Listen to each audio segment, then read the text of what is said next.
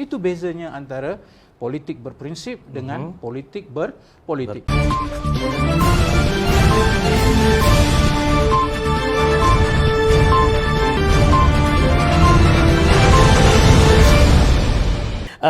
Kita nak berbincang tentang tajuk kita malam ini, Datuk Seri, politik berprinsip dan politik berpolitik. Silakan. Politik berprinsip ini adalah satu pahaman yang menyatakan bahawa politik itu bukanlah dia punya matlamat. Baik. Politik hanyalah sebagai dia punya jalan, wasilah untuk mencapai nilai yang lebih besar daripada itu yang tidak tercapai kemungkinan dengan lebih efektif oleh wasilah lain. Baik. Seperti menegakkan keadilan. Innallaha ya'murukum bil adli wal ihsan. Allah memerintahkan kamu untuk menegakkan keadilan. Ya, keadilan boleh ditegakkan di rumah tangga kita dengan masyarakat. Ya, betul. Tetapi keadilan dalam skala besar yang melibatkan rakyat dan sebuah negara dan masyarakat yang besar tidak boleh ditegakkan melainkan dengan politik sebagai satu entiti kuasa yang bukan ianya royah ataupun matlamat, tapi ia sekadar wasilah. Inilah namanya politik berprinsip. Mana tujuan politik itu ialah itu, menegakkan benda yang lebih besar, keadilan, menegakkan benda yang lebih besar iaitu kesaksamaan, memberikan hak kepada mereka yang berhak, menghormati prinsip undang-undang. Ini kerja politik. Maka dengan kita letak dalam rangka itu, bolehlah kita kata ini politik berprinsip.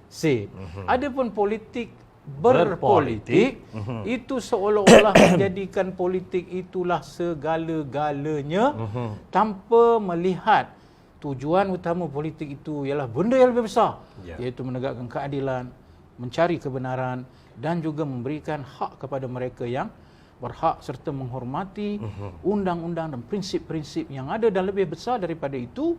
Beza antara politik berprinsip ialah dia melihat kepentingan negara itu lebih besar. Politik berpolitik dia hanya melihat diri dia, kelompok dia, puak dia, parti dia. Tapi dia tidak melihat negara secara keseluruhan. Itu bezanya antara politik berprinsip dengan politik berpolitik. Sebab itu hari ini dalam isu tabung haji, walaupun dah jelas isu itu, dah diberitahu, dah tahu dah semua, tapi masih mahu berpolitik. Sebab tujuannya ialah berpolitik, berpolitik. Dan dia hanya sekadar nak politik supaya ini menjadi bahan orang benci, orang marah. Wahal perbuatan dia itu menjejaskan kepentingan yang lebih besar dengan tidak melihat dalam konteks tabung haji ada dia punya nilai-nilai yang dipegang dan aspek pentadbiran yang telus dan sebagainya yang patut dia hormati.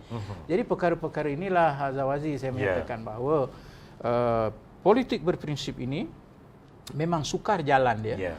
Sebab dia tidak menjadikan politik itu sebagai matlamat akhir. Sekadar ia menjadikan jalan yang boleh memberi kebaikan kepada negara dalam konteks pokok besar, menegakkan keadilan, kebenaran, kesaksamaan, memberi hak dan juga prinsip undang-undang. Politik berpolitik ini langsung tidak memberi sumbangan.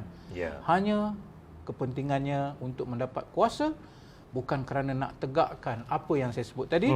Kuasa itu pada matlamat kuasa supaya dia boleh terus berkuasa dan ini boleh membawa seseorang menjadi korup dengan kuasa yang ada kepada. Adapun politik berprinsip, jikalau jelas ia dipandu oleh rangka ini, maka dia tidak mungkin untuk melakukan perkara-perkara yang korup, yang boleh merosakkan, sebab dia tahu dia berada di situ atas kepentingan orang ramai, bukan atas kepentingan diri dia, kelompok dia ataupun puak dia.